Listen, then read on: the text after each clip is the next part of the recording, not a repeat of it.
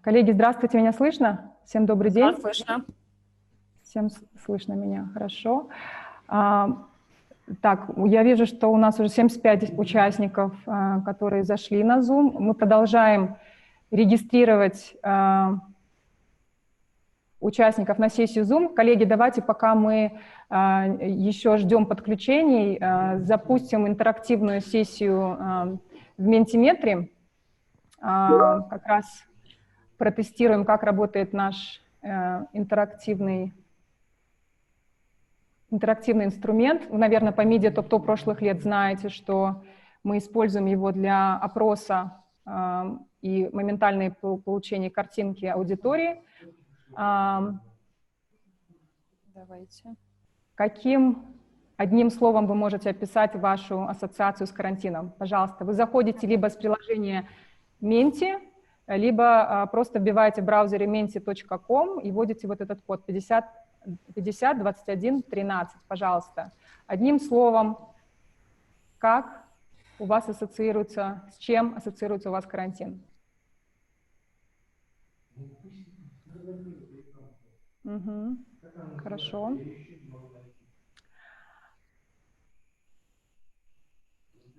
Так, у нас класс, кому-то нравится, у кого-то голод, две полярные ассоциации, самоизоляция, продуктивность. Действительно, продуктивность растет, и мы работаем больше и лучше. Вызов. Превращаюсь в Махинур. Что это значит, Махинур? Интересно. Пишут про вас. Онлайн, да, естественно, тотальный онлайн. Возможности офигенно, кому-то нравится. Загруженность, я соглашусь, наверное, с вот этим словом. Засада. Комфорт, кому-то нравится. Комфортно пребывать дома.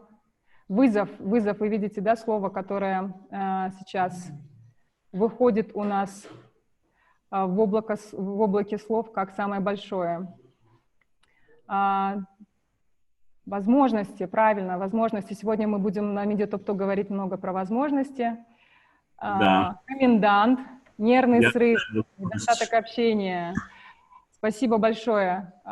Кошмар, кризис. Про кризис мы тоже поговорим обязательно. Так, профизоляция. Ну, я смотрю, много работы все равно. Я согласна, что даже больше, чем обычно.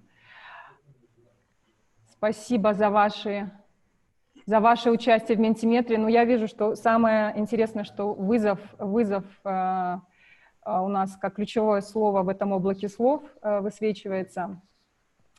Коллеги, ну что ж, я думаю, что мы будем потихонечку начинать. У нас, к сожалению, есть проблемы с включением прямой трансляции в Фейсбуке.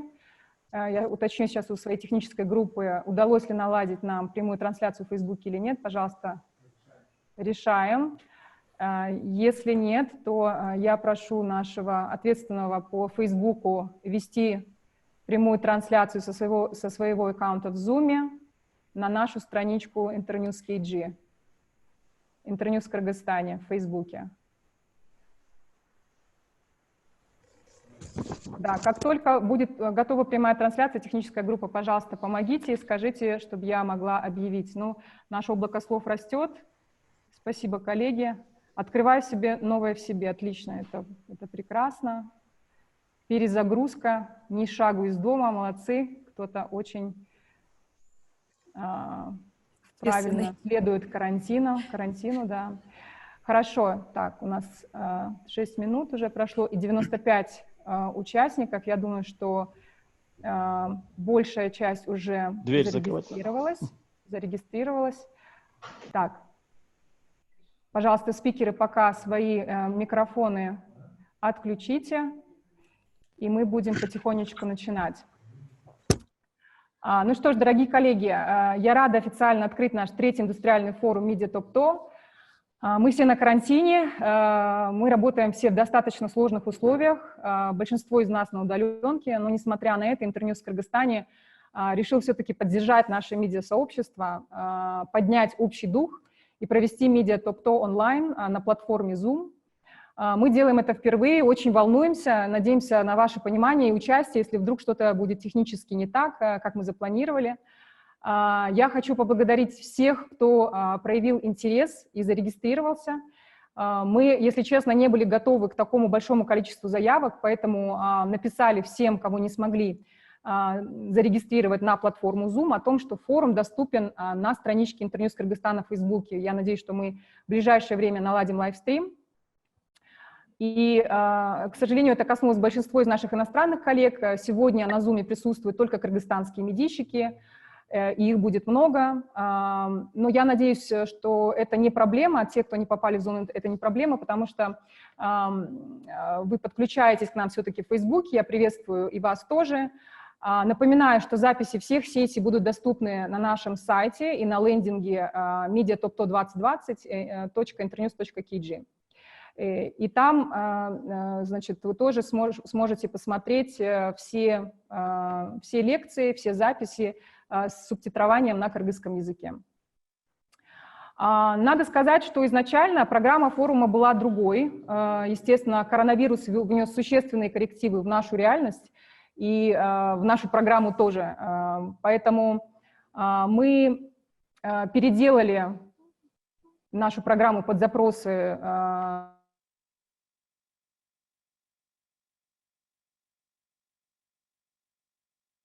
дискуссии, которая будет сейчас,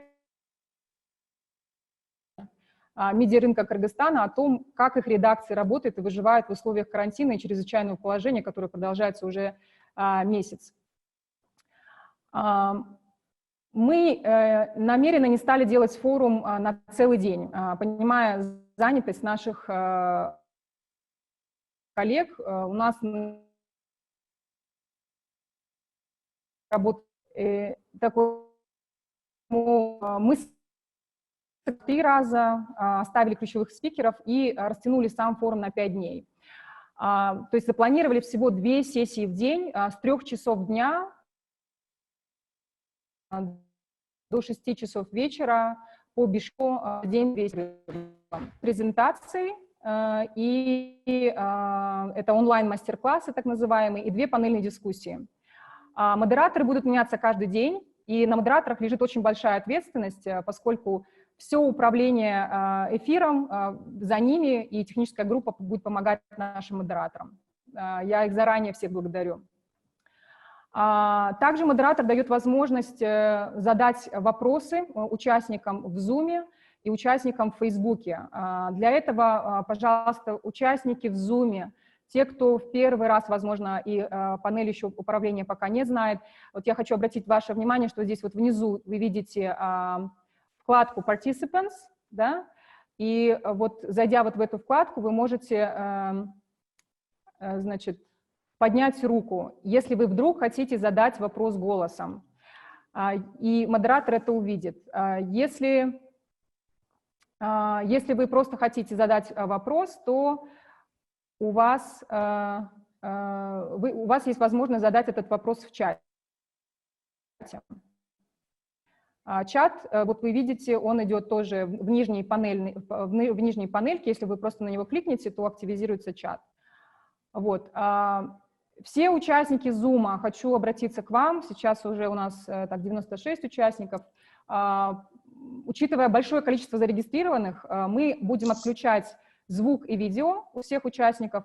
Вы можете писать вот в чате, как я сказала, ваши вопросы. Я прошу соблюдать порядок, вести себя доброжелательно, быть максимально конструктивными в вопросах в этой дискуссии. Те пользователи, которые будут нарушать правила и писать какие-то противоправные вещи, мы, к сожалению, будем вынуждены вас заблокировать сразу, не разбираясь долго. Сегодня с нами на нашей первой панельной дискуссии замечательный гость Кыргызской республики господин Дональд Лу. Я хочу предоставить приветственное слово вам, господин Дональд Лу, пожалуйста. Елена, огромное спасибо. Урмату журналистер, саламатсыздар вы. Киргизда söz var, erdik birlikte emez, jurukto.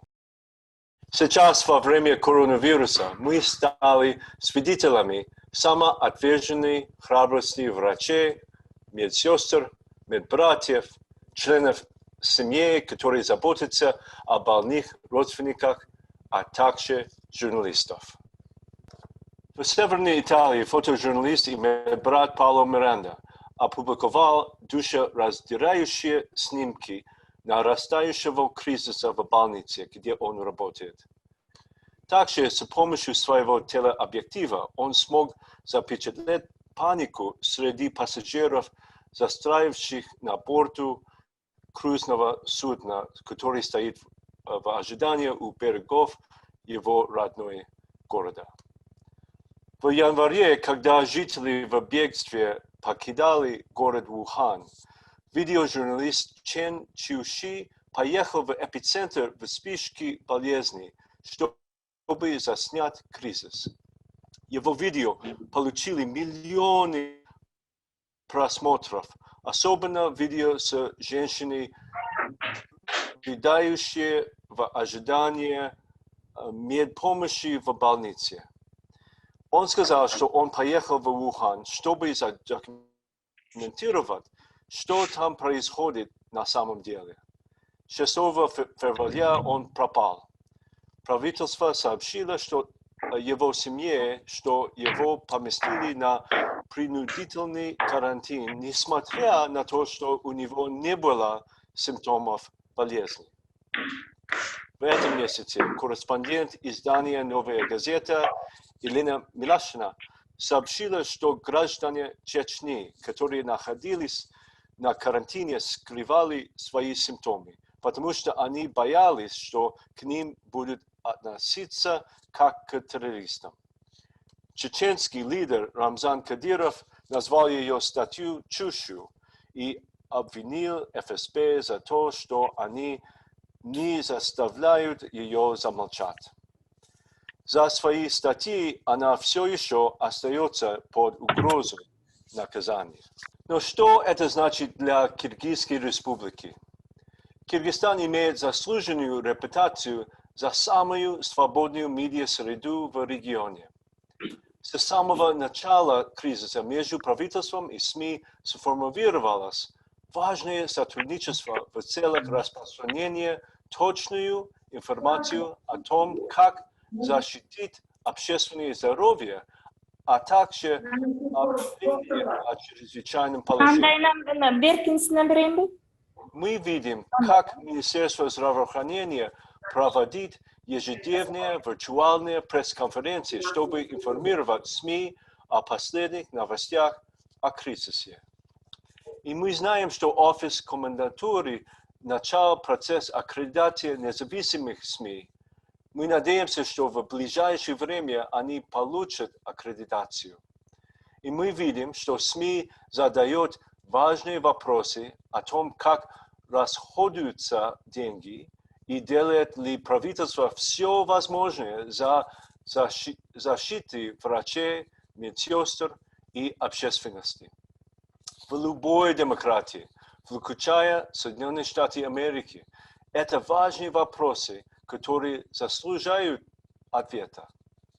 В заключение позвольте мне поблагодарить журналистов в Киргизской республике за смелые усилия по продолжению освещения событий во время этого кризиса. Ваша роль как никогда важна в помощи народу Кыргызстана пережить этот трудный момент, имея точную и достоверную информацию. И мы поддерживаем и восхищаемся вами. Огромное спасибо и скоро увидимся. Большое спасибо, господин посол. Очень вдохновляющая речь в духе сегодняшней нашей дискуссии. Вы как раз отметили самые проблемные точки, которые мы наблюдаем как в Кыргызстане, так и по всему миру. Я думаю, что это будет прекрасная такая пища для дискуссии сегодня. Благодарю вас за эти очень воодушевляющие слова для всей прессы. Спасибо вам.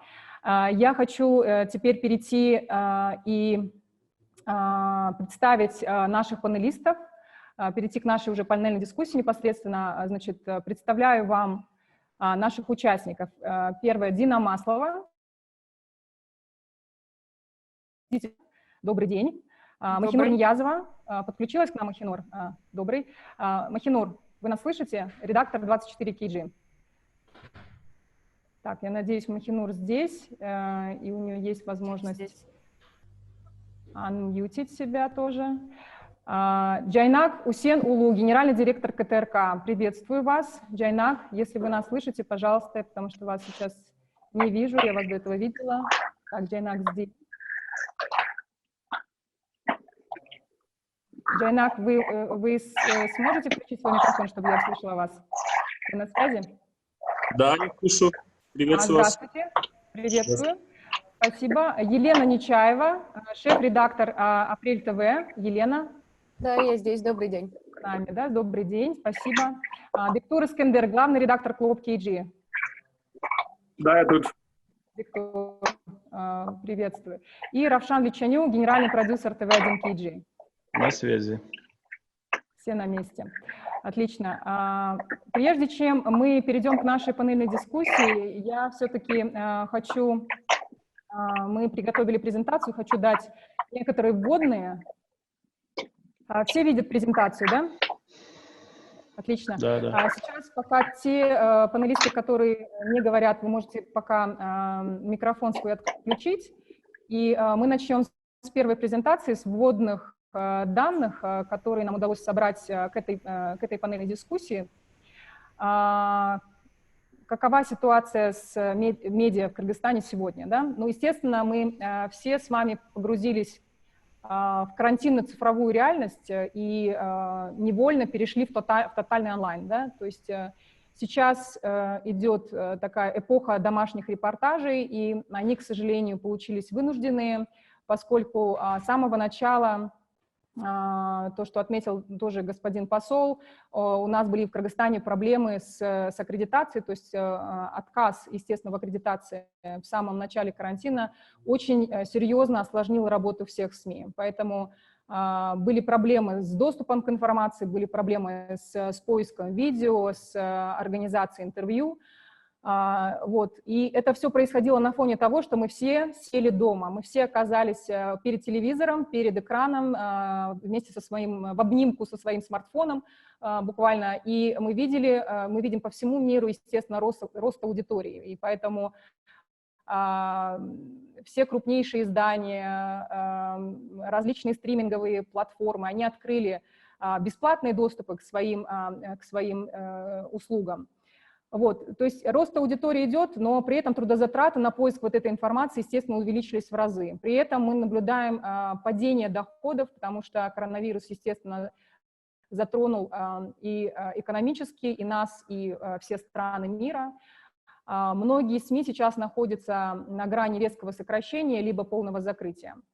То есть мы видим вот такие очень полярные состояния. Рост аудитории, с одной стороны, прекрасно, мы все этого добивались очень долго, но при этом падение доходов, что с этим делать, как сохранить команды.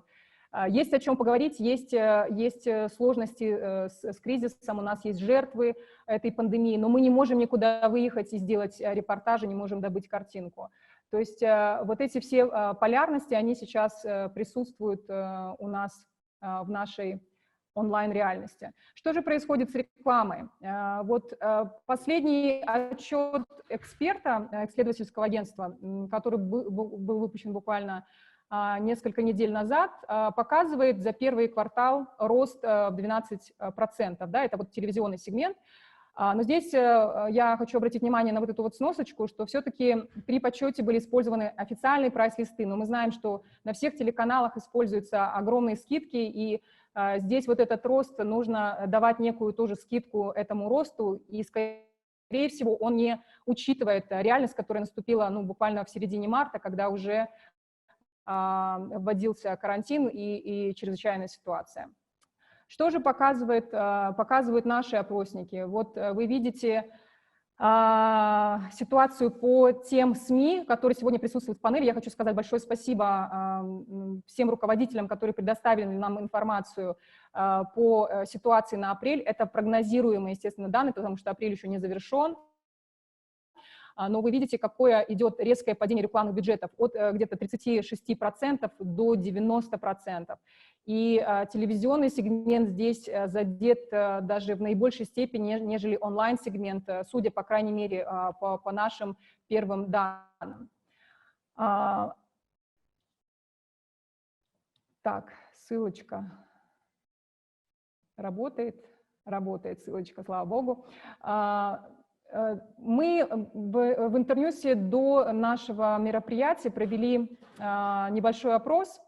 Пока он еще не завершен, то есть он не репрезентативный, естественно, но он все-таки показывает некий срез, картинку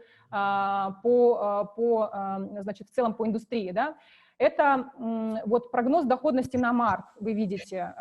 Многие прогнозировали рост дохода там, в 30%, кто-то даже, вот вы видите, небольшая группа планировала свыше 70%, кто-то до 50%. Ну, в общем, у всех были хорошие прогнозы по доходности на март. И что же вот мы видим сейчас?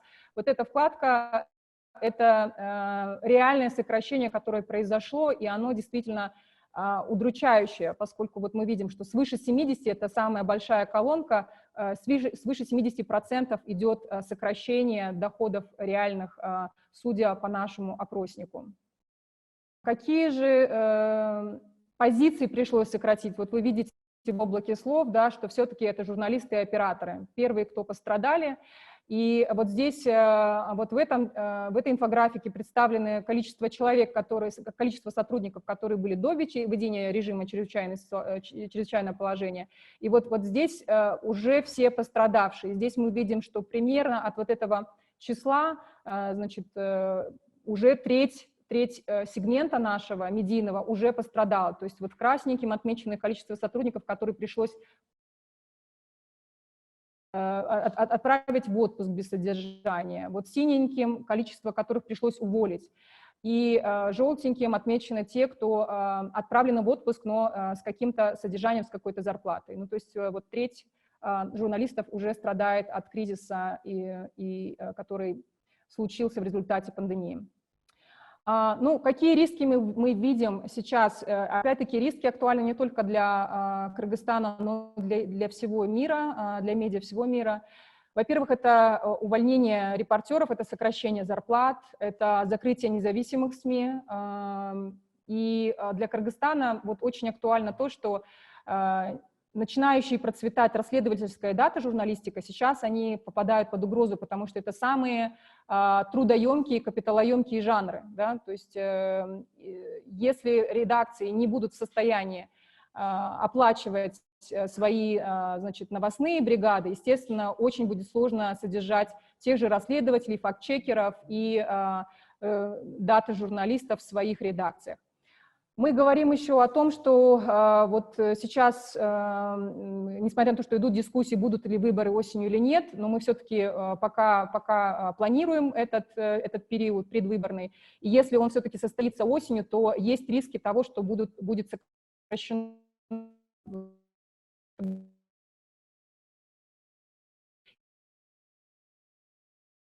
огромный. И в начале апреля количество этих постов было просто зашкаливало. Да? То же самое мы прогнозируем во время выборов, в предвыборный период, потому что будет, конечно, поток дезинформации и когда новостные СМИ. Ну,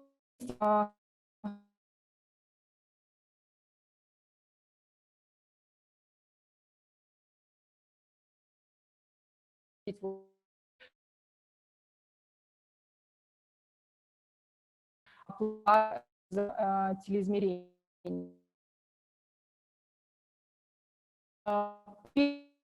News, это information saves lives, информация спасает жизни.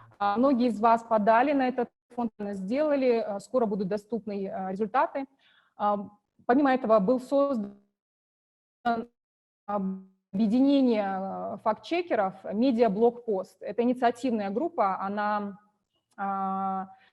пока сейчас волонтерская, мы пытаемся найти средства на поддержку этой волонтерской группы, но очень важно отметить, что все фактчекеры прошли наши тренинги по расследовательской журналистике, и мы смогли объединить их для помощи фактчек KG во время вот всплеска вот этих фейков, которые вы все видели и наблюдали.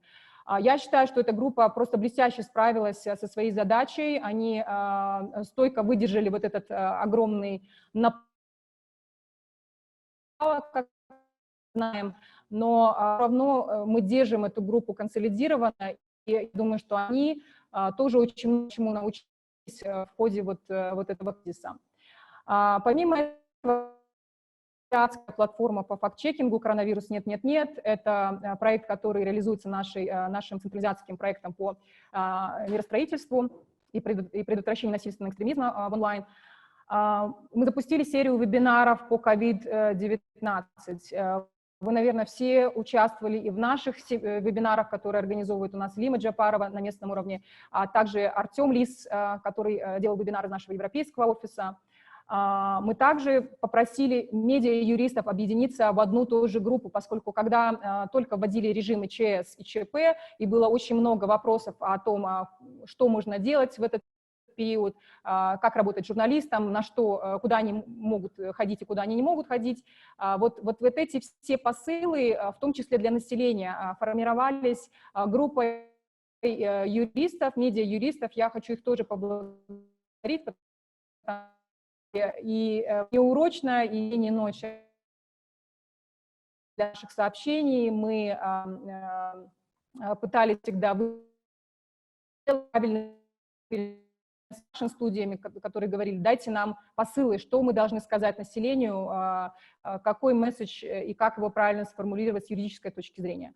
И сейчас мы работаем совместно с USAID над созданием чрезвычайного фонда для поддержки новостных СМИ. Я надеюсь, что скоро эта помощь придет. Вот, обрисовав вот эту картинку, мы считаем, что сейчас как никогда важны те направления, которые мы делаем. Да? Это работа институциональная с нашими медиа. То есть мы работаем над разработкой стратегий, над повышением KPI редакции, над ростом рекламных доходов СМИ для того, чтобы они были более устойчивыми, над их редакторскими подходами, над контентом, естественно. Мы делаем особый акцент сейчас на расследовательской журналистике, на дата-журналистике. В этом году, благодаря проекту ТРАК, удалось объединить 14 редакций в один расследовательский пул.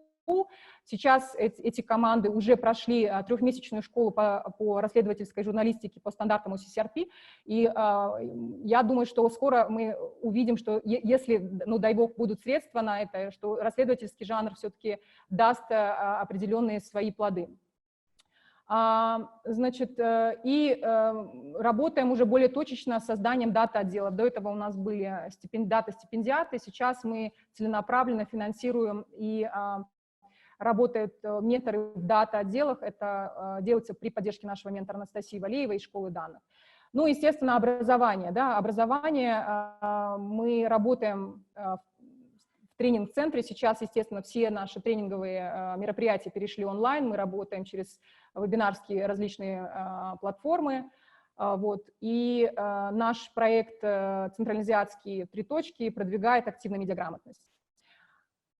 Акцент на местный контент, местный продакшн. Пока за 3 года нам удалось произвести 30 контентных проектов. Это были абсолютно разные проекты, от каких-то серий детских передач, мультфильмов до спецрепортажей, документальных фильмов и так далее. То есть это контент, естественно, на кыргызском, на русском языке, и мы передаем его под открытой лицензией всем медиа, которые могут размещать у себя этот контент. Свобода слова. Естественно, мы работаем с Институтом медиаполиси над защитой журналистов в судах. Они же предоставляют нам юридическую аналитику, и мы вместе работаем над прогрессивными поправками в НПА. Сейчас на повестке стоят 5 законов, 5 индустриальных законов, и они в процессе работы, там несколько рабочих групп. И объединение, конечно, мы проводим медиа-топ-то для того, чтобы, во-первых, как-то поделиться своим опытом, поделиться лучшими практиками. Мы приглашаем на различные панельные дискуссии абсолютно всю палитру медийную для того, чтобы вот в этих спорах мы находили какие-то рациональные точки соприкосновения и взаимодействия, потому что очень важно уметь взаимодействовать на таком цивилизованном уровне, на уровне дискуссии. И вот Media Talk это как раз-таки та площадка, которую мы открываем для всех абсолютно, без какой-либо цензуры. И если вы помните, значит, индустриальные форумы прошлых лет, они были открыты абсолютно для всех, то есть мы просто делали онлайн-регистрацию и запускали всех наших участников, и достаточно богатая была палитра спикеров, как и в этот раз. Проводим бизнес-неделю и, естественно, инвестируем в people-метры, мы надеемся, что все-таки они запустятся, несмотря на все сложности, и мы увидим новую валюту на телевизионном рынке. Хочу немножечко отметить спецпроекты, которые были запущены в рамках, вот в связи с пандемией, с нашим карантином. Это прямые эфиры, которые дает ТВ1 KG «Будь в курсе», посвященные только коронавирусу. Все практически онлайн-издания перестроились, переформатировались визуально, переделали свой интерфейс своих веб-сайтов для того, чтобы активно отслеживать статистику заражений, жертв, естественно, коронавируса и сколько у нас человек излечилось. Это 24 KG. И здесь мы видим, конечно, тоже, что 24 KG поддерживают информационную кампанию по «Будь дома», поддерживает штаб в этом плане. То же самое мы видим, вот «Кактус», специальную рубрику, визуально очень красиво, на мой взгляд, представлено. Девушки из «Кактуса» ведут репортажи домашние, опять-таки, обзоры делают ежедневно, несмотря на то, что не могут передвигаться и очень сложно с картинкой. Телесемейство КТРК. Хочу особо отметить Баластан, поскольку вот Баластан совместно, я так понимаю, с ЮНИСЕФ сделали за очень короткие сроки порядка 140 телеуроков. Джайнак, поправьте, если я не права, но это было сделано в очень краткие сроки, буквально за 2 недели. И сейчас для младших классов доступны эти уроки именно в телевизионном формате. Кроме этого, Баластан очень активно участвовал в информационной кампании «Будь дома», «Соблюдай карантин», «Мой руки». Это все очень важные были посылы, которые транслировались на телеканале.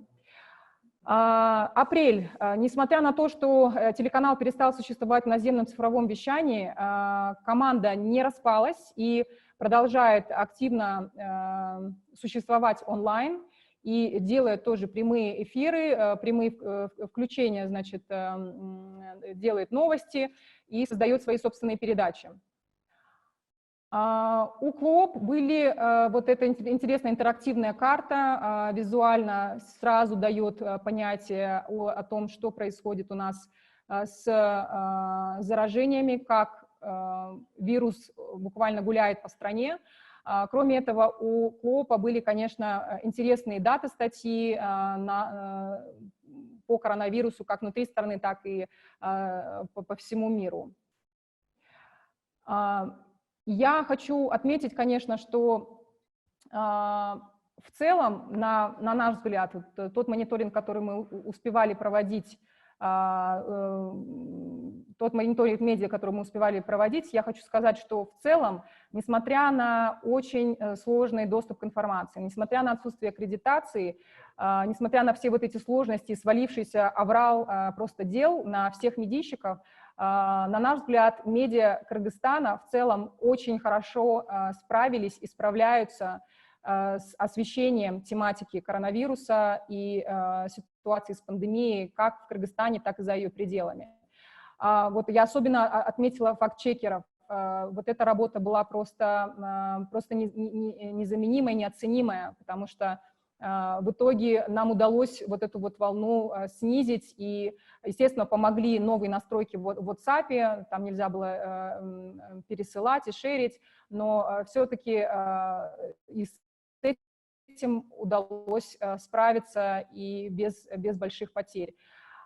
Мы знаем, что многие медиа просто вели себя по-геройски, несмотря на то, что поскольку не было возможности передвигаться, некоторые руководители СМИ даже переехали на территорию своих медиа для того, чтобы вещать и вести прямые эфиры. Вот наша Улугбю Амирова из Баткенского радио «Салам» просто переехала жить на свою радиостанцию для того, чтобы делать прямые эфиры и включать и разговаривать со своей аудиторией. Я считаю, что это настоящий героизм, который проявляют наши журналисты, и хочу всем сказать спасибо за то, что вы продолжаете делать свою работу, несмотря на все кризисные моменты, кризисную ситуацию. Сейчас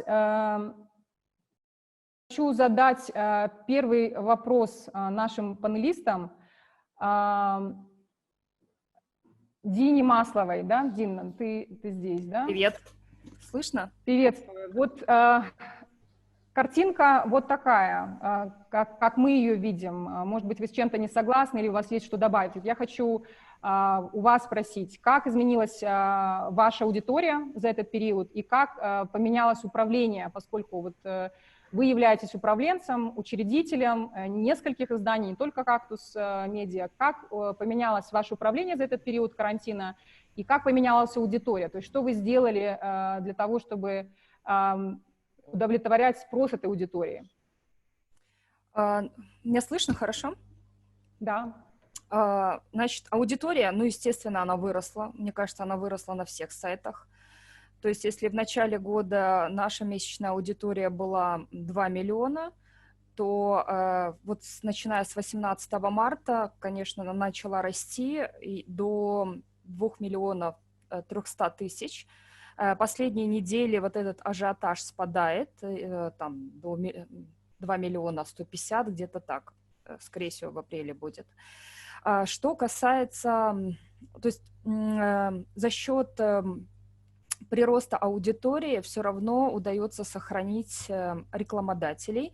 Правда, не всех, потому что многие приостановили свои контракты. Что изменилось? Конечно, изменился сам контент. Да, у нас были новости, но теперь очень много официоза, что нас не устраивает. Мы пытаемся там, конечно, что-то получить, и даже из этого официоза делать какую-то аналитику, подборки. У нас снизилось количество репортажей и интервью. Именно на городских темах специализируется наш сайт. Ну, просто потому что мы не можем выезжать, и даже если есть аккредитация, у некоторых журналистов есть все равно сложности с репортажами. Мы запустили прямые эфиры в Инстаграме, чтобы как-то компенсировать эту картинку и давать хоть каких-то респондентов и интервью. Потом очень сильно, что изменилось, у нас просто дикий поток в колл-центр сообщений. То есть помимо того, что нам пишут в личку в соцсетях, на сайт, на почту, у нас есть очень активный номер WhatsApp. Так вот, если раньше в день приходило в районе там 100-200 сообщений, сейчас в сутки приходит где-то 1500. Большая часть касается гумпомощи, потому что вот ровно половина из этого числа думает, что мы штаб, который раздает гумпомощь, потому что в сам штаб они дозвониться не могут. При этом хочу отметить, что по-прежнему у меня один сотрудник на всю эту тучу людей. Конечно, что касается кадров, несколько человек, ну, мы отправили в отпуск без содержания. Это как раз те, кто делает в основном репортажи, какие-то аналитические материалы. То есть вопрос, проблема сейчас и с доступом к информации, и финансовая. То есть несколько человек в отпуске без содержания. У нескольких человек технические проблемы. То есть они живут не в центре города. У меня, например, журналист Белисинби, она вынуждена была уехать на родину в Минкуш. Вы представляете, да, какой там интернет. Соответственно, вся нагрузка по вот этой текучке легла на оставшуюся треть коллектива и особенно на редакторов. И то есть если я в обычной жизни больше занималась административно-хозяйственными вопросами, то сейчас я с утра мой график с 10 утра до часу ночи, и я вот как раз перерабатываю всякую текучку. У нашего главного редактора, конечно, тоже увеличилась нагрузка. По финансам, вот я уже давала данные Интерньюсу, в марте у нас падение было 50%, столько же остается в апреле по прогнозам. По основной части рекламодателей, что мы сделали, чтобы хоть как-то компенсировать? Мы запустили спецпроект с брендированием на сюжете по коронавирусу, и из этих 50%, скажем так, 25% только на этом брендировании удалось восстановить. У нас очень, ну, то есть мы сделали скидки. Мы, например, публикуем бесплатно какие-то материалы наших постоянных рекламодателей, которые касаются благотворительности. Из рекламных доходов, но это совершенно незначительно, мы запустили 2 продукта. Один в Инстаграме, это маленькие картинки там, и прямые эфиры в том числе сейчас несколько уже появилось платных. Но 2 последних продукта по доходам, ну, я бы сказала, что там на такси, на хозтовары, такие, на мелочи хватит. Ну вот в целом картина такая. В любом случае снизилась у нескольких людей производительность труда из-за работы на удаленке. Там что-то отвлекает, где-то дети, там еще что-то. А скажи, пожалуйста, вот по спецпроекту вы сами вышли на рекламодателя или рекламодатель вышел на вас? Как произошло? Честно, это была идея, вот, которая родилась за 2 минуты. И за следующие 10 минут мы нашли рекламодателей. Ну, вот замечательный пример. Да, но я сами могу сказать, то есть за счет чего сейчас подкрывается разрыв бюджета, вот 2-й месяц, это только за счет небольшой подушки, которая вот у нас была там реклама зимой. То есть, ну, по сути, мы еще вот март мы закрыли, апрель, ну, на май может хватить, и, конечно, есть уже план Б не очень позитивный по оптимизации расходов, потому что экономика не выправится за это время. Про оптимизацию мы сейчас как раз тоже поговорим. Я хочу этот вопрос задать Равшану. Мы видели статистику, когда мы собирали, и очень приятно были удивлены, что вы смогли сохранить весь свой состав в полном виде, несмотря на то, что у вас доходы просели на 90%. За счет чего держится сейчас ваше производство? Расскажите, пожалуйста, и какие ближайшие прогнозы на ближайшие полгода у вас? Равшан, вам слово. Так, значит, ситуация у нас такая. 22 марта или 23, по-моему, ввели как раз карантин. И я увидел, что очень многие телеканалы начали сокращаться. То есть все закрыли утренние эфиры, новостей сократили. А ведь по ситуации понятно, что будет рост зрителей. Соответственно, мы пошли от обратного. Что мы сделали? Запустили этот проект буквально за 2-3 дня, будь в курсе. При этом я договорился со всеми ребятами, и они прекрасно это все понимали, что это делать нужно на добровольной основе. То есть и ведущие, и АСБ, и журналисты все. Вот. Что касается проекта ВТД, мы его тоже решили не останавливать, а наоборот усилили, потому что главная задача, которую мы, собственно, представляем, это ВТД – это вечер трудного дня, да? Вечер трудного дня. Оказывать в первую очередь информационную и психологическую помощь для тех, кто самоизолировался. Вот. Там была ситуация сложная, потому что наш генеральный партнер, он как бы застыл немного, и мы ждали, что вот-вот он как бы остановит. Но вот буквально неделю назад они как бы подтвердили, что все остается в силе. Единственное, там, получается, будет лаг, и они какую-то оплату произведут, конечно, намного позже. В общем-то, все это наши люди понимают, и то есть мы просто будем с опозданием намного как бы получать какие-то деньги. Поэтому, когда мы вначале давали падение до 90, это было так на тот момент. Сейчас, конечно, немножко лучше стало. Потом мы как бы ожидаем, что основной рекламный поток, он опять возобновится где-то в мае, я думаю, к середине, не раньше. Вот. И, конечно, будем к этому готовиться, там будет очень много разных моментов, то есть обязательно это будут скидки большие, кастомизация рекламы и прочее, прочее. Вот. А пока мы готовы... переговоры с рекламодателями? Равшан, вот ведете ли вы сейчас какие-то переговоры с Да, конечно, но в любом случае пока что люди социальными все предпринимателями? да, все стоят на стопе. Так, там, кстати, что интересно, активизировалось несколько фармацевтических брендов. Они там небольшие баннеры запустили. Ну, так скажем, это мелочь, конечно. Спасибо. Спасибо большое. Я надеюсь, что Махинур мы можем подключить уже. Махинур, пожалуйста, включите свой микрофон. Так, Нет еще, здравствуйте да? еще раз. Так слышно Махинур теперь? еще... вот, вот, отлично. Замечательно. Теперь вы меня Махинур вижу и слышите, да? слышу теперь. Махинур, Все, добрый день. да, еще раз хочу задать свой вопрос. Добрый день еще раз. Про аккредитацию, да, что мы все-таки видели и поддерживали вот эту консолидацию медийную по аккредитации. Было выпущено 3 заявления. Мы обращались непосредственно в аппарат президента, в аппарат правительства, значит, писали статьи в социальных сетях. Эта тема просто не угасала.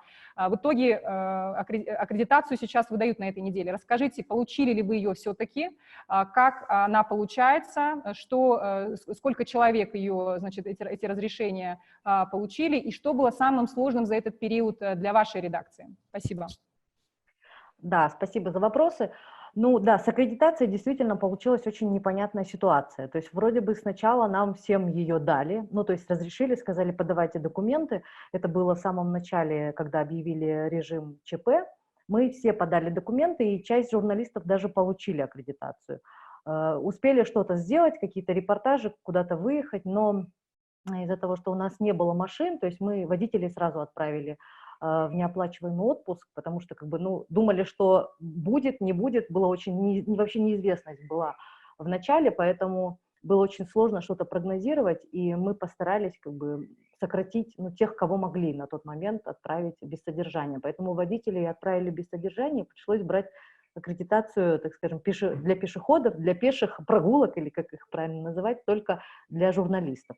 Удалось получить, по-моему, 4 пропуска тогда, но буквально через 2 дня их как бы аннулировали, сказали, что журналистам не положено, и поэтому как бы, все ваши аккредитации аннулируются. Ну, естественно, шок, непонятно вообще, что делать, потому что работать как-то надо, одними брифингами, так скажешь, сыт не будешь. Тем более, что вот коллеги не дадут соврать, брифинг, это вот вышел министр, там изложил, и ни вопросов не задашь, не уточнишь, а у них цифры постоянно, сегодня они одно говорят, завтра у них другие цифры, послезавтра у них третье, и мы просто путались в первое время, особенно вот по гумпомощи, до сих пор не можем разобраться, то есть сколько реально получено, что из этого штаб раздал, что не раздал, то есть цифры постоянно меняются, и очень сложно что-то уточнять. Первое время был опросник на брифингах, сейчас этих опросников нет, что-то узнать, уточнить очень сложно, и потом как бы официальная информация это официальная, нужно что-то все равно уточнять, что-то узнать, очень много, вот как сказала до этого Дина, поступало сигналов о том, как распределяется помощь, о том, что творится на блокпостах тех же. Не было возможности это проверить, потому что комендантский час, и в основном, так сказать, весь беспредел на блокпостах начинался вот с наступлением темноты. Вот, ну, то есть как бы мирные граждане заходили по домам, а там в городе начинался кошмар. И проверить это мы не могли, как бы журналист не мог выехать на место и даже выйти на место, чтобы посмотреть, что на самом деле творится. У нас вот очень мало журналистов, как выяснилось, живут в центре города, они могли передвигаться только днем. Вот, аккредитацию отменили, опять же, возвращаясь, да, к началу. Потом сказали, да, вот как бы волна поднялась, все стали возмущаться, потому что в очень итоге сложно Махинур работать, вам дали или нет? просто Вы сидя получили дома. или нет? Дали, да, вот. Мы подали Сколько как бы второй разрешений волной. выдают сейчас? Сейчас у нас 7 журналистов имеют разрешение, вот оно у меня даже есть, я могу показать, вот так вот выглядит этот, Ура! да, вот так Поздравляем. вот выглядит пропуск. То есть, ну, с ним можно передвигаться, вот тут еще старые, как бы у меня данные, так скажем, по времени комендантского часа с 7 до 8 вечера, с 7 утра до 8 вечера он дает право на, как бы, можно в городе гулять. Но, опять же, у нас нет машин, поэтому далеко с таким пропуском ты тоже не сходишь. Я вот пыталась делать репортажи какие-то, вот мы вот отправляли нашего журналиста в новостройку, он кое-как нашел велосипед, поехал, очень тяжело было, конечно, добирался, там 1,5 часа, по-моему, потом пока вернулся, пока написал. Ну, то есть, конечно, это очень осложняет работу. Как бы в центре города гулять, ну, смысла нет, да, так скажем. То есть, что ты там увидишь? Ну да, можно сделать репортаж из центра города, как мы это и делали первые дни, как бы, что происходит в Золотом квадрате, да, ну, это ты сделаешь один раз, ладно, через месяц второй раз, но не будешь делать. То есть, как бы, больше интересует жизнь за именно этим Золотым квадратом, туда, куда реже доходит помощь, туда, куда, там, где люди не могут вообще достучаться и как бы дозвониться до того же штаба помощи. Хотелось узнать, что там происходит, но вот пока мы так выкручиваемся, то есть где-то берем в аренду, занимаем у друзей велосипеды, где-то ходим сами пешком и делаем репортажи вот так вот. Конечно, Спасибо, да, Махинур. это Ну, то сказывается есть самое на сложное, можете сказать, самое сложное производительности труда, потому что если... период. Так, меня слышно?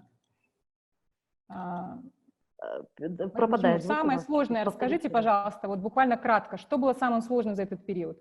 Передвижение или вот, отсутствие аккредитации все-таки, Да. как я понимаю, вашего рассказа? Да, все-таки да. Отсутствие аккредитации, конечно, очень, да, осложнило. Ну и самодисциплина, конечно. Что греха таить, как говорится, когда дома, да, ты не можешь дисциплинировать всех вовремя вставать и садиться за компьютеры. Абсолютно, спасибо. Я вижу, тут подступают вопросы, где мы можем посмотреть программу mediatop2020.internews.kg. На этом сайте, это лендинг форума, пожалуйста, посмотрите программу, там есть биография спикера, вся информация о форуме. Буквально хочу сказать, сейчас только заметила, что у нас уже идет лайв-стрим в Фейсбуке, видимо, уже давно, не сейчас, а чуть пораньше нас подключили, лайвстрим сработал. Я приветствую еще раз всех тех, кто присоединился к нам в Фейсбуке. Хочу сказать, что еще раз те, кто не услышали мою приветственную речь о том, что мы не ожидали такого количества регистраций и участников, которые желают зарегистрироваться на форум через Zoom. Поэтому пришлось ограничить доступ к Zoom только кыргызстанским медиаучастникам. Всем остальным мы предложили присоединиться к нам на Facebook. Я всех благодарю за понимание, за участие. Если что-то технически, опять-таки, у нас идет не так в прямом эфире, просим войти в наше положение, поскольку первый раз проводим наш медиафорум в онлайн-формате и надеемся, что все будет проходить гладко. Спасибо, Махинур. Я хочу задать вопрос Джайнаку о том, все-таки тоже по аккредитации. Была ли аккредитация у вас, потому что очень много в соцсетях муссировалась информация о том, что все-таки 2 канала получили, это государственные каналы, получили эту аккредитацию, и как вам удается организовать производство 6 телеканалов, такое большое производство на удаленке? Расскажите, пожалуйста, Джайнак. Здравствуйте. Слышно меня, да? Да, слышно, спасибо. Еще раз приветствую, коллеги. В первую очередь хочу поблагодарить организаторов Интерньюз за организацию уже 3-го по счету медиафорума. Вот в такой обстановке это тоже новый опыт, новые возможности. Процесс все-таки он не стоит, он движется. Ну, что касается вот вашего вопроса, не знаю, откуда взята информация, что КТРК имеет аккредитацию. Скажу сразу, что у нас аккредитации нет. Мы до сих пор еще не получили. У нас такие же условия, как и у остальных наших коллег. Единственное, что мы получили, это вот считанное количество пропусков для наших автомашин, потому что, как вы знаете, у нас есть 6 телеканалов, 3 радиостанции, и необходимо обеспечивать трансляцию наших эфиров. Поэтому вот мы только вот на неделе, как только дали информацию о том, что можно получить аккредитацию, обратились, и вот сейчас вот мы в ожидании получения этой аккредитации. Спасибо. И ко второму вопросу, как все-таки удается организовать производство сейчас? Да, это самая крупная вот из всех медиа, да, это наша корпорация. Очень много людей занято в этой сфере. Ну, конечно, с появлением коронавируса и, как следствие, с введением чрезвычайной ситуации, чрезвычайное положение заставило практически всех врасплох. Это и бизнес, и сфера услуг, и социальная, и общественная жизнь нашей страны, и в том числе и СМИ. Мы тоже не стали исключением. Мы приняли вот ряд мер. В первую очередь это для соблюдения, то есть, мира безопасности наших сотрудников. потому что необходимо было полностью пересматривать наши внутренние процессы, да, это и технологические, и производственные, и творческие процессы. Мы ввели с первых дней специальный режим допуска в наши офисы, мы ограничили съемки наших проектов, где полностью пересмотрели выход наших программ передач на всех наших телеканалах и радио, распределили сотрудников с их уровнем доступа на обслуживание, на создание контентов и так далее. Да? Ну и плюс еще загрузкой, особенно учитывая значимость, сейчас общественную значимость от нашей информации, от подачи, в первую очередь это необходимо создавать и поддерживать эту информацию. Да? В первую очередь это нагрузка на наших журналистов, операторов, которые работают в новостной службе. Ну и в довесок было еще принято решение правительства о введении дистанционного формата обучения для наших школьников. И сюда уже в авральном порядке мы подключились совместно с Министерством образования, с другими нашими партнерами, да, из ЮНИСЕФ, из других учебных учреждений.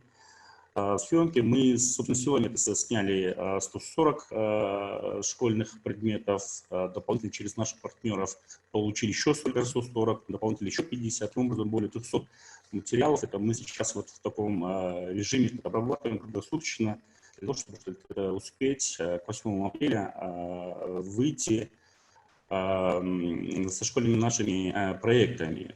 Мы в эти сроки уложились, и этот процесс, он уже сейчас систематизирован, налажен, и сейчас мы все это видим. Далее... Колоссальная была работа проведена. По урокам хочу сказать, что действительно надеюсь, что все подключаются, и это... Так, меня слышно? Да. Алло, да. Да. Я в этой связи, Джейнак, если позволите, у нас есть второй вопрос по Ментиметру. Поскольку мы сейчас говорим про процессы редакционные, как редакции адаптировались к работе в онлайн-режиме. Бигзат, пожалуйста, запустите нам Ментиметр второй вопрос по тому, поскольку у нас здесь присутствует 117 представителей различных медиа-организаций. Расскажите, пожалуйста, как работает ваша редакция или ваш офис? Полностью удаленно, частично, все редакции, или мы всегда работали удаленно? Вы можете, опять-таки, зайти через приложение Menti на вашем смартфоне, либо вы заходите просто через браузер menti.com и вводите код 347032. И в Менте могут участвовать также наши пользователи Фейсбука, те, кто нас смотрят по лайвстриму в Фейсбуке на нашей страничке. Пожалуйста, вы тоже можете проголосовать. Нам будет очень интересно посмотреть, как все-таки работают большинство наших медийщиков.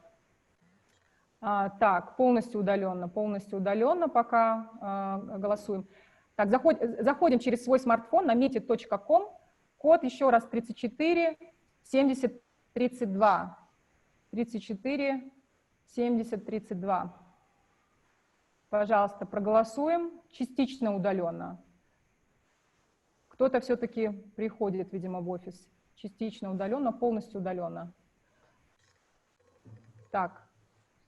Коллеги, проголосуйте, пожалуйста, особенно те, кто присутствует в Zoom. Нас 117, я вижу, что не все еще проголосовали.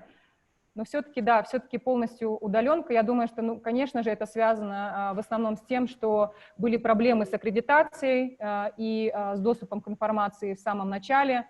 Естественно, все редакции уже перестроились и уже научились вести свои эфиры, прямые эфиры, в том числе из дома.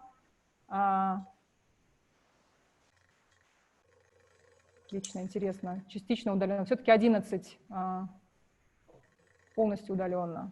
Да, у нас сейчас здесь присутствуют в Zoom не только представители именно новостных медиа, но также сферы PR, рекламы, SMM. Так, но мы все-таки видим, что никто не приходит в офис, все соблюдают карантин. мы всегда работали удаленно, тоже никого нету. То есть все-таки очень много пришлось подстраиваться под новую реальность, и вот эти верхние ответы доминируют, да, полностью удаленно, большинство. Спасибо, коллеги, всем вам, кто проголосовал. Это для нас тоже важно, некая такая статистика, пусть и не репрезентативная, но репрезентативная к нашему форуму. Спасибо большое. Я хочу задать следующий вопрос Виктору. Кыргызстан улучшил свои позиции в рейтинге свободы слова. Репортеры без границ вот буквально накануне нашего форума в аккурат всегда выпускают отчеты, я их всегда цитирую. Мне лично кажется, что мы не потеряли позиции в этом году в большинстве благодаря расследованиям, которые потрясли всю страну в прошлом году при участии вашей редакции. Мы видим, что КЛОП активно развивает как раз дата-журналистику, так и расследовательскую журналистику. Как сохранить этот расследовательский жанр в тяжелых условиях сдвигающегося финансового кризиса? Расскажите про свои планы. Слышно меня, да? Да, слышно, видно, хорошо. Ну, я думаю, на самом деле, это зависит от того, о какой части расследовательской журналистики мы говорим. Если это касается того, что именно работы с документами, работы с данными, то, в принципе, на самом деле разницы большой нет, потому что эта работа и так делалась, на самом деле, довольно удаленно. Допустим, если брать даже нашу серию расследований про коррупцию на таможне, то над ней работала большая команда людей из разных стран. Они в любом случае уже было организовано внутри между командами, не так много поменялось, если честно. А проблема, конечно, возникает больше именно в том, как физически куда-то идти или ехать, или даже лететь, как в некоторых случаях приходится делать, для того, чтобы что-то добыть. С этим большая проблема. То есть очень сложно сейчас визуально, допустим, что-то проверить именно с места событий. Вот. А с этим проблема. Потом, что касается финансирования, то нам, наверное, повезло, что мы как раз не были той редакцией, которая очень сильно зависит от рекламных доходов. И, наверное, сейчас всему миру стоит пересмотреть вообще, как, в принципе, СМИ должны финансироваться и какие модели финансирования СМИ стоит использовать для того, чтобы стать более устойчивыми. Мы видим, что вот слишком большая зависимость от рекламы, она всегда достаточно рискованной была, именно в том плане, что это власти могут использовать для того, чтобы надавить на СМИ через рекламодателей. И нам очень помогает то, что в основном все-таки большая часть бюджета клуба формируется за счет пожертвований, как от доноров, так и теперь и в том числе от наших читателей через краудфандинг. И такая модель в итоге во времена коронавируса оказалась чуть более устойчивой. То есть нам не пришлось никого сокращать, мы сохранили весь штат, мы, наоборот, даже сейчас набираем еще сотрудников, как раз для усиления дата-отдела и так далее. Вот. Поэтому проблема в основном именно в физической доступности чего-либо. Потом психологически, я думаю, сложно, но это не совсем расследовательской журналистики касается. Мне кажется, почти все журналисты столкнулись с тем, что если ты заперт дома, то у всех создается ощущение, что мы недостаточно понимаем вообще, что происходит. Это какое-то жуткое ощущение оторванности от реальности, когда ты думаешь, вообще могу ли я... Журналисты кормят ноги. Могу ли я освещать что-то, когда я вижу только свою квартиру? То есть никто не понимает вообще, что полной картины, что происходит, да. Вот. Это большая вот с этим нам пришлось преодолевать. Да, интересно, что, Виктор, вы отмечаете, да, модели финансирования. Думаю, что сейчас все СМИ пересматривают свои подходы, потому что вот этот кризис как раз-таки сподвиг пересмотреть свои модели и финансирования, и работы редакции. Вот в этой связи хочу у Елены спросить. Вот ваша редакция, как никто другой знает, что такое кризисное управление, потому что она, мне кажется, что показала высший пилотаж кризис управления, адаптации онлайн. Как вы себя чувствуете сейчас вот в онлайн-сегменте, в тотальном онлайне? Вы уже перешли в этот тотальный онлайн с прошлого года. Как вам удалось так быстро перестроиться? Расскажите, пожалуйста. И как поменялась ваша аудитория с переходом на вот карантинный вот этот режим? Слышно меня? Да. Прекрасно. Здравствуйте. Здравствуйте. Спасибо за оценку. Очень приятно. Мы с ребятами в редакции у себя шутим, что нас, в принципе, ко всему этому жизнь готовила и подводила все этапы нашего существования. То есть у нас одно большое сплошное ЧП, и мы научились предугадывать ЧП и готовиться заранее. То есть еще до того, как ввели режим чрезвычайного положения в Бишкеке, мы уже начали переход, просто потому что сами по себе поняли, что коронавирус, пандемия, мы не хотим подвергать ребят опасности, ну и дальше так работать нельзя. То есть было бы ЧП, не было бы ЧП, мы бы все равно так работали. Первое, что мы сделали, убрали на удаленку, опять же, до режима ЧП еще, до карантина, убрали на удаленку всех, максимально кого можно было убрать, то есть там графические дизайнеры, люди, которые заливают видео в соцсети, там, SMM, и сайт у нас и так работал удаленно. Вот. Потом второй шаг, мы отказались от общественного транспорта, когда он еще работал. То есть для нас было важно, чтобы ребята не передвигались в маршрутках и автобусах, и сделали так, чтобы там часть, которая может... Ну, то есть это индивидуально прям с каждым человеком решается. Есть у тебя машина, нет, на велосипеде ты приедешь, или там тебя заберет наша редакционная машина. С доступом тоже... То есть у кого есть дома компьютер, у кого нет дома компьютера, у кого есть доступ в интернет. Если нет дома компьютера, то ты забираешь с работы домой компьютер и работаешь из дома на этом компьютере, да. То есть, ну, и ребятам большое спасибо, потому что как бы все вместе решали этот вопрос. Не так, что это упало на плечи, да, там руководство. То есть все включились в этот процесс, и там, ребята, у меня вот это есть, у меня вот это есть, я вот это могу. И то есть вот инициатива шла от самих сотрудников в первую очередь, и каждый решал, какой вклад он может сделать вот в этой ситуации, чтобы выйти из нее, да. Потом в итоге мы пришли к тому, что у нас в офисе находилось каждый день не больше 4-5 человек.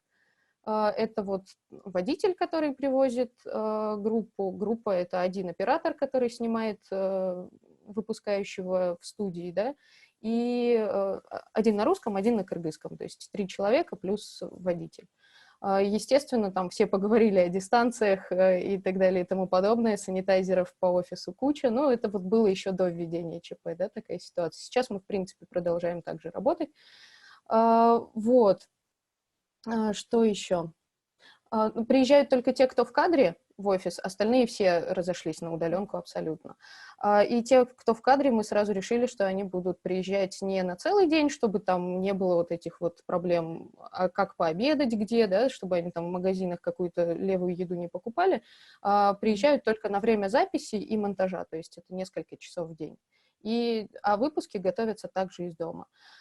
Чтобы команда чувствовала себя, продолжала чувствовать себя командой, мы проводим планерки ежедневные с утра в GT Meet. Ну, иногда не проводим. Как воодушевляете команду? Как воодушевляете? Чем? Ой, не знаю даже, как команда самовоодушевляемая у нас. Мне кажется, что наша команда без кризиса вообще работать не сможет. То есть если нас посадить в спокойные условия, то... В тонусе изначально. Да, мы всегда в тонусе. Плюс мы решили, что мы отказываемся от съемочных сюжетов, то есть от вот этих вот вешаний петличек. Я, простите, сейчас, когда вижу, что каналы, которые пропагандируют социальную дистанцию и правила, и у них в кадре стоят люди с повешенной, понимаю, что эту петлю на этого врача, который, возможно, где-то был в какой-то опасной зоне, вешает оператор или журналист. И это настолько дико и небезопасно, что, ну, как бы мы решили этого не делать. И, в принципе, опыт показал, что возможно не снимать, а делать репортажи на удаленке полностью. То есть у нас был материал, один из ярких примеров про аппараты ИВЛ, которые ребята, инициативная группа, собирались там делать сами, плюс ремонтировали сами. И как-то мы сами до этого с ними дошли, что мы сделаем все удаленно. Они сами там, просто как бы корреспондент с ними созвонился, четко объяснил, как что снять, какой материал нужен. Вот, и они сами все сняли, и интервью свои сняли, и все это собрали. Плюс, если есть графические дизайнеры, то вообще в этом проблем нет. Отлично. Спасибо большое, что поделились вот этой внутренней кухней. Мне кажется, нашим коллегам было многим полезно. Я вижу, что в чате уже Кубат Чекиров пишет о том, что не упускайте в обсуждении момент, что в республике газеты перестали выходить, да, уже больше месяца, цех не работает, и Кыргызпочта.сы не обслуживает СМИ. Ну, естественно, потому что карантины и ЧП, огромные долги, задержка зарплаты, это действительно так. Вот давайте я теперь задам несколько вопросов из чата, из нашего зумовского, потом подключим голосом Валентину Галич, которая мониторит вопросы из Фейсбука. Пожалуйста, коллеги, можно сейчас задавать вопросы. Вот вопрос от Азамата Султаналиева. Как реагировать рекламодателям в условиях пандемии? Актуально ли сейчас рекламировать мероприятия, товары, услуги, если они не сильно связаны с темой вируса? Что вы думаете, коллеги? Я понимаю, что вы не рекламодатели, вы медийщики. Актуально ли сейчас рекламировать? Ну, кто-нибудь хочет рассказать на эту тему? Могу я сказать. Пожалуйста, коротко, у нас немного времени осталось. Да, я поняла. То есть есть все равно виды бизнеса, которые продолжают работать. Это сотовые компании, это банки, какие-то медицинские учреждения, и сейчас уже постепенно будет запускаться строительство. А так как, ну, то есть вот эти виды бизнеса, да, они спокойно могут продолжать. И продукты питания, фарма. Да, согласна. Да, я Спасибо тоже бы большое. добавил. Да. По Равшан. строителям, да. Дело в том, что у них средняя длительность стройки где-то 2-3 года. Соответственно, для них месяц-два это вообще-то не очень критично. А продажи им делать надо в любом случае. Хотя они сейчас и стоят, но я так понимаю, что с 1 мая им разрешат работать.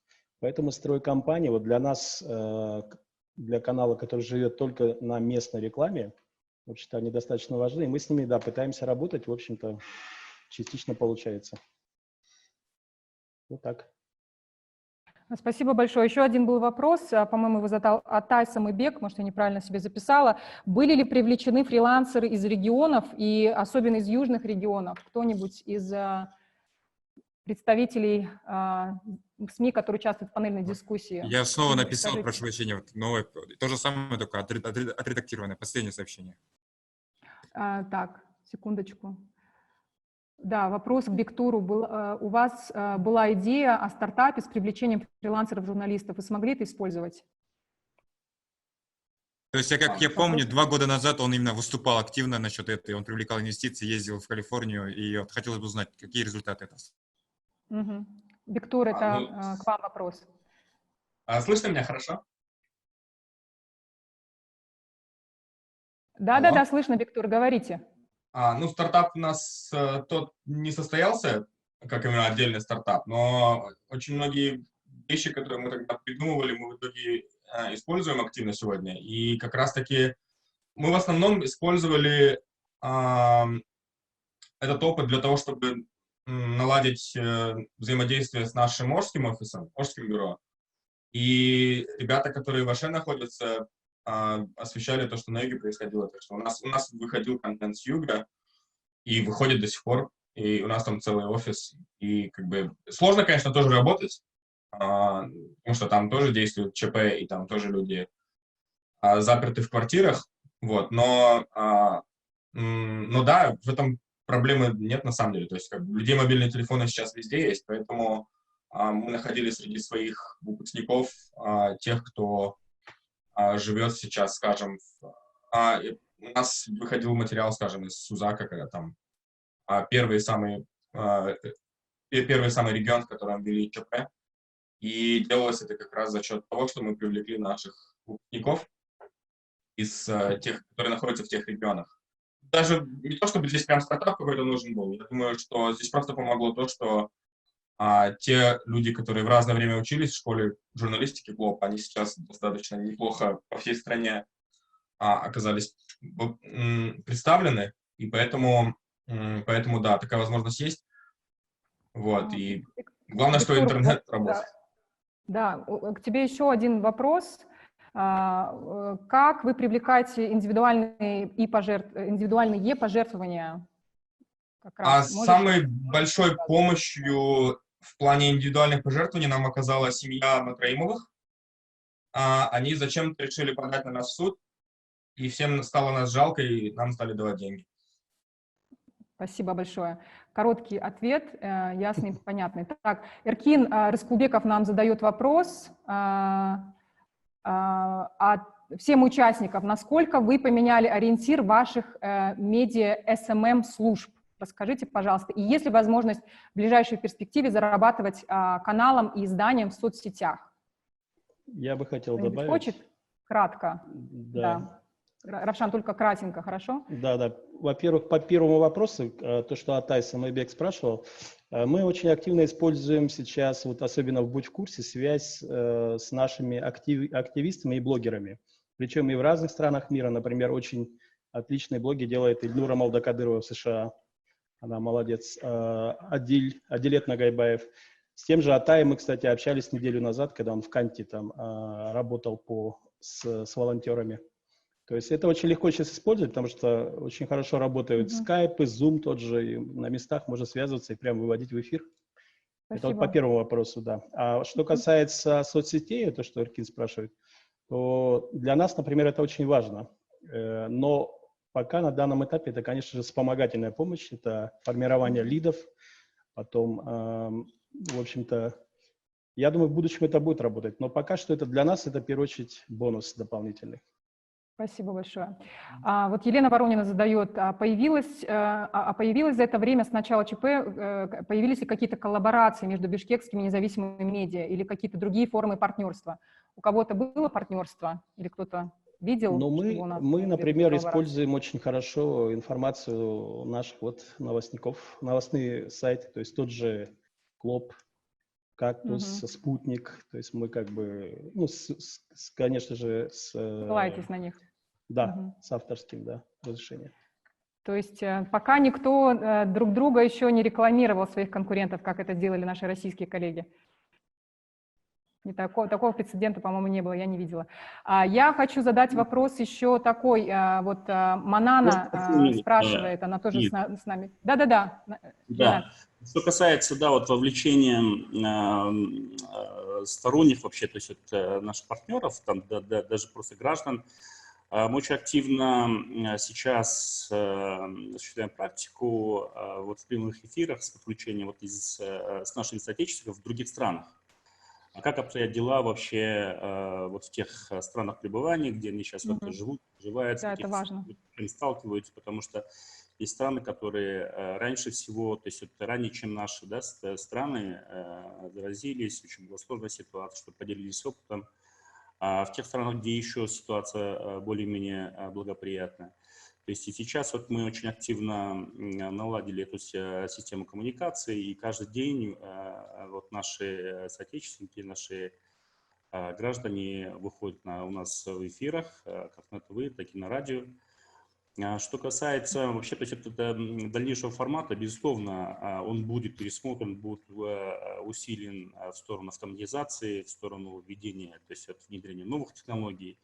И это да, нас всех так подвинули хорошенечко, чтобы мы все тотально цифровизировали. Спасибо, Джейнак. Я хочу спросить также у всех участников панельной дискуссии. Вот накануне ТОП-ТО вы, наверное, наблюдали, что в социальных сетях представители гражданского общества подвергли большой критике наш выбор участников одной из панельных дискуссий. Вот я хочу сказать по этому поводу, что мы как Интерньюз, конечно, эту критику принимаем, понимаем. У нас по этому поводу есть своя позиция, да? Мы за свободу слова и мнений, за конструктивную дискуссию с нашими оппонентами, без цензуры. Потому что Media Top-To изначально задумывалась как такая открытая площадка, где участвуют все удобные, неудобные медиа, образцовые, необразцовые, разные, какие мы есть.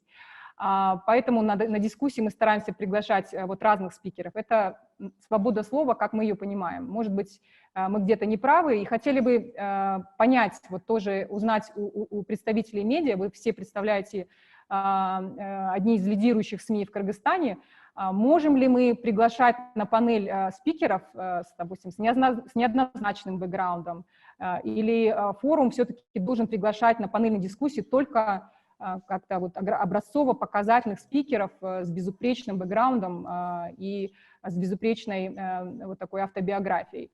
Что вы думаете, коллеги, по этому поводу? Не могла не задать этот вопрос, поскольку соцсети просто гудели накануне Медиатоп-2. Хочу все-таки этот вопрос задать вам. Ну, мое мнение, что, конечно же, нужно всю палитру мнения представлять, это однозначно. Спасибо, Равшан. Еще Можно какие-то я мнения тоже есть? отвечу, Да, да, да. если... Да, это Махинур хочет ответить. Я считаю, что фильтровать, если мы начнем фильтровать, что этот работал на того-то, а этот там дружит с кем-то, то мы уподобимся той же самой власти, которая нас ранее фильтровала, так скажем, ну и продолжает делать то же самое. Поэтому предоставлять площадку и выслушивать разные мнения – это нормально. Я не думаю, что мнение там 2-3 активных пользователей соцсетей должно в корне менять вообще политику Медиатоп-2. Ну, там не было 2-3 пользователя, Махинур, там были серьезные представители нашего гражданского общества. То есть это... А возможно, я в Твиттере подписана мнений. только на 2-3 человека из тех, кто, да, высказывался против. В Фейсбуке, по Поэтому, крайней как бы, мере, да, это для меня. обсуждалось. Угу. Какие-то Можно, да, есть еще еще Тогда, да, мнения? тогда Кто-то действительно, хочет давайте на поделиться? Да. следующее Медиатоп-2 мы не будем приглашать тогда Джайнака, да, так что ли получается? Действительно. Почему так? Я бы хотела, на Поясни. самом деле, всех коллег Да. поддержать и организаторов тоже поддержать в этом плане, потому что мы здесь про работу, да, а не про какие-то личные предпочтения, кого мы любим, кого не любим, и там, кто как с кем общается, да, здесь очень важно и интересно по работе. Еще маленькая вещь, которая, может быть, коллегам пригодится, фишка такая, вопрос был по привлечению из регионов. Мы ввели такую штуку, как пользовательское видео, поставили на поток, то есть нам постоянно на определенный номер присылают именно видео. Были вот у коллег жалобы, я просто представляю, как башка взрывается у человека, который сидит на телефоне, куда 1500 сообщений в день приходит, это просто железные нервы нужно иметь. Мы в таких случаях, наши девочки, они параллельно ведут сайт и параллельно еще сидят тоже отслеживают, то есть у них вообще голова взрывается. Мы решили, что мы будем говорить, просто присылайте видео. Пользовательское видео набирает хорошие очень просмотры и по Инстаграму, и по Фейсбуку, и наши материалы рвут некоторые просто коротенькие пользовательские видосы. И плюс это для самих присылающих, то есть сразу отваливается некоторая часть проблем, потому что люди не готовы их озвучивать. Ну, как бы не готовы. Вот, а нам контент. Спасибо большое. Это очень полезный совет. По вопросы по соцсетям, если кто-то хочет еще высказаться, все-таки важно было получить тоже мнение медиа. Можно я скажу по соцсетям? Да, пожалуйста, Виктор. У нас очень интересная тенденция, которую мы заметили с начала года. Это то, что вообще вот у Клопа такая история интересная. Когда-то, когда мы только начинались, ядром нашей аудитории была очень молодая аудитория. И это люди от 18 до 24. Потом наша аудитория начала стареть. Мы запереживали в какой-то момент, наша аудитория в какой-то момент стала значительно старше наших авторов. Но сейчас опять пошло возвращение аудитории 18-24. Ну, это, по крайней мере, тот возраст, который фиксируется Google Analytics. В целом аудитория очень сильно выросла, я думаю, она у всех выросла, и у нас она просто взлетела в заоблачные высоты по нашим меркам в марте, в апреле. И вырос процент именно молодых людей. Вырос процент вот как раз этой группы от 18 до 24 с 10 до 14% от всей нашей аудитории. Выросло количество переходов с Инстаграма. Особенно, когда мы стали активно использовать Instagram Stories. И плюс очень много, гораздо больше контента мы стали туда выкладывать. Я тоже думаю, что в остальных СМИ, возможно, похожая тенденция замечается, что когда-то долгое время Facebook доминировал как главный источник всех переходов на Клоп. А сейчас потихоньку Instagram обогнал Twitter и куда-то там дальше прорывается. Дина в чате писала про TikTok. Это такой неизведанный зверь. Мы тоже пытаемся понять, что с ним вообще можно делать. Но там какой-то вообще что-то другая какая-то философия подхода к жизни должна быть. Так вот, и я думаю, что во-первых, это одна из тенденций, которую я заметил, это то, что настолько коронавирус задел в том числе детей, подростков и вообще молодежь, что они тоже стали читать новости. И я думаю, что это замечательный момент для того, чтобы мы, наверное, стали подросткам рассказывать в итоге не только о коронавирусе, зацепив эту аудиторию вообще, в принципе, рассказывать ей о важнейших политических и социальных процессах, которые в Кыргызстане происходят, самое время просто, особенно перед выборами. Вот. Так что я призываю просто всех коллег обратить внимание на эту тенденцию. Мне кажется, нам нужно что-то из этого очень клевое сделать, пока они не стали смотреть какую-нибудь плажу. Хорошо, Можно спасибо коротко большое. добавить? Да. Я быстренько скажу вот по поводу стареющей аудитории. У меня как-то так получилось, что мама оказалась подписана на КЛО, «Кактус» и 24-ку. Она мне вчера сказала, что она вот именно 3 эти ресурсы читает, хотя даже я ей этого не говорила, она сама как-то... Отлично. Я вот. хочу запустить третий. Можно, вот, Лен, поскольку вы вот этот вопрос затронули, я хочу запустить наш третий ментиметр, третий вопрос как раз-таки. Какой источник информации был для вас самым главным или является по карантину в Кыргызстане? Бигзат, пожалуйста, давайте мы запустим. Переходим на menti.com снова, да, и код у нас 970552. Одним словом, ваш основной источник информации о карантине в стране. Посмотрим наше облако слов. Я напоминаю нашим пользователям в Фейсбуке, кто нас смотрит в лайвстриме, вы можете также заходить на Менти, также голосовать, как и пользователи Zoom. Кактус, Клоп, окей. Как раз хотели сделать вот этот опросник. Чат соседей. Что значит эта обезьяночка? Очень смешная. Кактусы 24, чат-бот и колл-центр. Колл-центр, да, кстати. Штаб, телеграм-канал штаба. Чат соседей, интересно, интересно. Так, Клоп у нас 24-ка и Кактус выбиваются, можно сказать, в лидеры. Кто-то читает Акипресс, вижу. Это просто мы втроем сейчас просим быстро всех своих коллег писать наши СМИ. Ну, я думаю, что сейчас все-таки мы получаем какую-то понятную картинку все-таки, потому что у нас здесь столько пользователей Zoom и звука. Так, телеграм-канал штаба, много пользователей, 24 kg, ну, интернет, понятное дело. Спутник, так, телеграм тоже пишут, Кактус, еще, так, меняется облако слов. Нас, я еще раз напомню, прямых уников вот здесь у нас в Zoom 117 человек сейчас, и будет интересно посмотреть потом по статистике, сколько нас просматривало в Фейсбуке. Спасибо, я смотрю, Кактус по-разному просто пишут, Клоп 24 kg, 24 тоже по-разному пишут, поэтому не аккумулируется в одно слово. Спасибо, коллеги, очень интересно. Все-таки хочется отдельно отметить действительно работу штаба, телеграм-канал штаба в условиях, естественно, карантина и отсутствия аккредитации был важным источником информации, является важным источником информации для нас, для коллег. И ФБ у нас сейчас в прямой трансляции 90 участников подключились, отлично. Отлично. Спасибо большое, Бигзат, за ментиметр.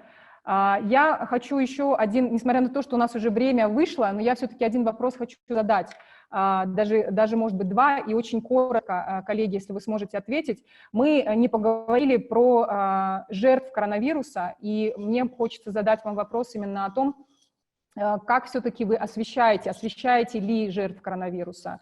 Что вы думаете по поводу того, что сейчас вот мы видим в Европе, в Америке, многие онлайн-СМИ, многие СМИ в целом открывают целые разделы некрологов, потому что у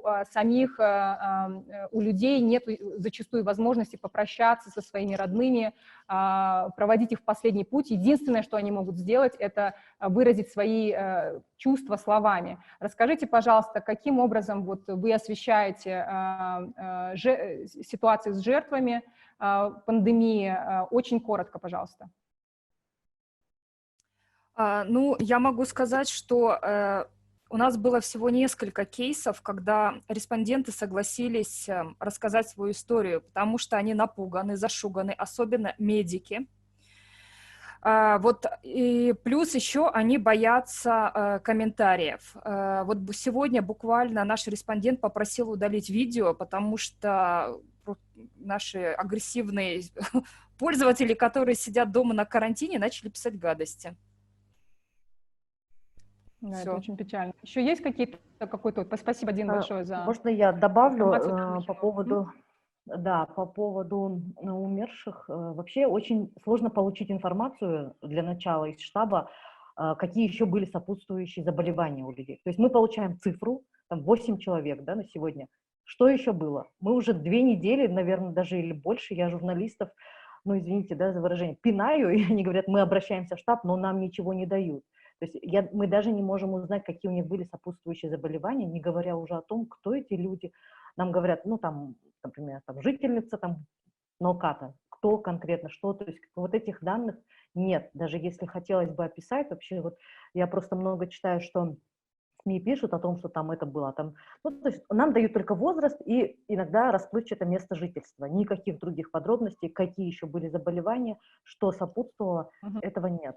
Поэтому То есть это очень сложность. сложно освещать Да. жертв, понятно. Спасибо большое, Махинур. Есть еще какие-то добавления по этому? Да, я бы добавить хотел, что мы делаем ежедневную инфографику, коронаграфика мы ее назвали, и на основе топ-10 стран зараженных и СНГ плюс Украина и Грузия. Вот, и там есть по трем... сами вот личные истории, Равшан, получается как-то заполучить личные истории? Нет, конечно, нет. Нет, Только в рамках понятно. 3 позиций там есть заболевшие, выздоровевшие и умершие, все. На И самом деле, мне послед- кажется, сейчас самая основная проблема в том, что в Кыргызстане считается как-то стыдным, что ли, болеть коронавирусом, и непонятно, с чего это взялось. И я бы, честно говоря, призвала коллег чуть-чуть выправлять эту ситуацию, постоянно доносить, рассказывать, что это не... Да, это очень интересно, кстати. Да, я соглашусь с вот этим замечанием, потому что мы видим в той же западной прессе очень много говорят про жертв, то есть у коронавируса есть уже лицо жертв, которые пострадали, которые ушли из жизни, что с ними происходило, каким образом они заразились, то есть есть очень много таких кейсов и личных историй. И люди сами пишут в Фейсбуке, у меня коронавирус, там те же яркие звезды поделились об личности, этом. звезды, да, они об этом пишут. Абсолютно верно. То есть в этом можно ничего... еще секундочку по соцсетям? Да. Я бы, если нас смотрят рекламодатели, да, я бы им сказала обратить внимание на соцсети, потому что подъем бешеный, именно видеосмотрение в Инстаграме, в Ютубе, это миллионные просмотры. Призываем всех рекламодателей, конечно, сейчас... Обратить внимание на соцсети, на огромные аудитории, которые нас смотрят, и на этой прекрасной ноте призыву к рекламодателям все-таки поддержать наши медиа, посмотреть на ту замечательную работу, которую они проделывают. Я хочу, коллеги, сказать вам огромное спасибо за то, что вы держитесь, за то, что вы продолжаете выполнять свою миссию, за то, что вы продолжаете рассказывать о тех историях, которые помогают нам понимать, в какой реальности мы сейчас живем. То есть без вас, естественно, вы видели, какое у нас было облако слов, вы все присутствуете там, абсолютно все, кто и в этой панели, и кто вне этой панели. Естественно, я еще раз хочу сказать, что мы не всех не все СМИ смогли пригласить на эту панельную дискуссию, хотелось бы сделать ее больше и шире, но вы видите, что вот даже 6 человек, и мы уже вышли за наше время. Вот. Я хочу сказать еще напоследок такую вещь. Первый раз, когда мы проводили медиа-тото, после уже завершения ко мне подошел один главред и сказал следующую вещь. Вот интересное дело, на медиа-тото я вот пришел, замечательное мероприятие, и я увидел здесь всех тех журналистов, которых я люблю, обожаю, было приятно с ними всеми повидаться. Но также я увидел всех тех, кого я ненавижу. То есть... такая площадка, на которую пришли все, съехались буквально все. Я надеюсь, что мы продолжаем оставаться такой же площадкой и объединять все наши медиа, какие бы они разные ни были, какие бы у нас ни были взгляды политические, религиозные и так далее, со всеми нашими разностями. Я хочу сказать вот спасибо всем, что вот это объединение случается, оно, конечно же, случается благодаря вам, и мы рады, что медиа-тото служит такой объединяющей площадкой. Несмотря на то, что мы сейчас все рассредоточены, мы сейчас в онлайне, я хочу всех вас вот так по-человечески, с любовью обнять, сказать вам большое спасибо, признаться вам всем в любви, потому что мы всех наших медийщиков очень любим, какими бы разными они ни были, вот, и поблагодарить за эту очень интересную дискуссию, живую и полезную. Я надеюсь, что она была полезна всем медиа, которые к нам подключились. У нас буквально будет небольшой перерыв в 16:45, если я правильно говорю, да, правильно я говорю, коллеги, техническая группа, помогите мне.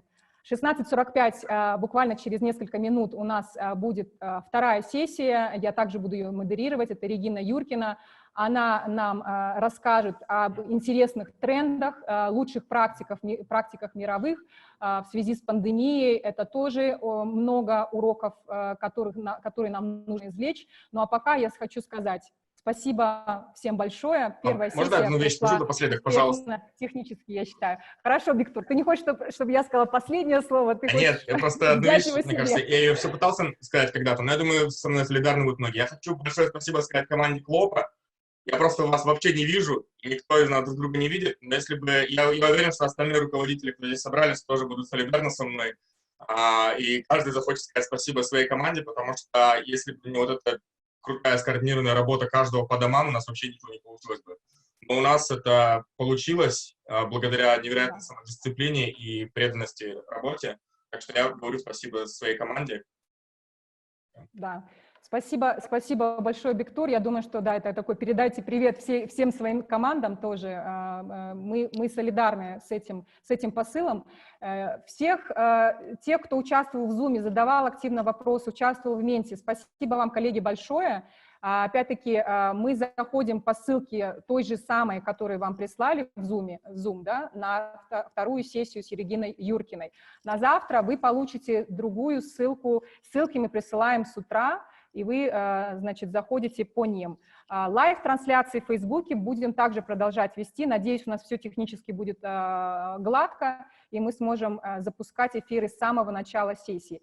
Всех благодарю, спасибо большое, успехов нам, и очень надеемся на скорое завершение карантина.